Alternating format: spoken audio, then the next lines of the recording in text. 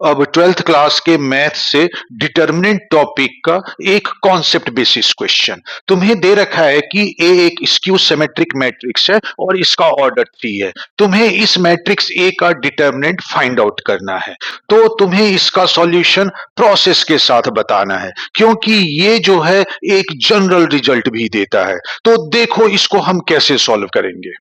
अब ए क्योंकि skew symmetric matrix है, तो डेफिनेशन के अकॉर्डिंग ए का जो ट्रांसपोज है वो निगेटिव ऑफ ए के इक्वल होगा, तो इसलिए हम लिख सकते हैं ए का ट्रांसपोज इक्वल टू माइनस ए। अब अगर मैं दोनों तरफ डिटर्मिनेंट ले लूं तो मैं लिख सकता हूं ए ट्रांसपोज का डिटर्मिनेंट इक्वल टू माइनस ए का डिटर्मिनेंट। अब इसे फर्दर सॉल्व करने के लिए हम दो इंफॉर्मेशन यूज करेंगे। किसी मैट्रिक्स के ट्रांसपोज का डिटर्मिनेंट और उस मैट्रिक्स का जो डिटर्मिनेंट होता है वो सेम होता है। इसके अलावा के ए का जो डिटर्मिनेंट होगा वो k to the power n into determinant A के इक्वल होगा, जहां पे के एक स्केलर नंबर है जो मैट्रिक्स ए से मल्टीप्लाई है और एन जो है वो ए मैट्रिक्स का ऑर्डर है।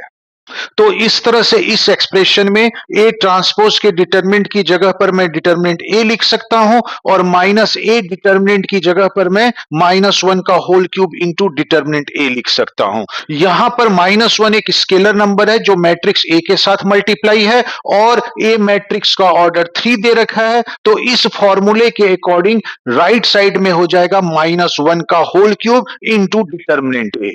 अब क्योंकि -1 का होल क्यूब -1 ही होगा, तो ये सॉल्व करके आ जाएगा determinant A equal to minus determinant A, और इसको अगर मैं लेफ्ट साइड में ले आऊं तो determinant A plus determinant A हो जाएगा 2 determinant A equal to right side में हो जाएगा 0।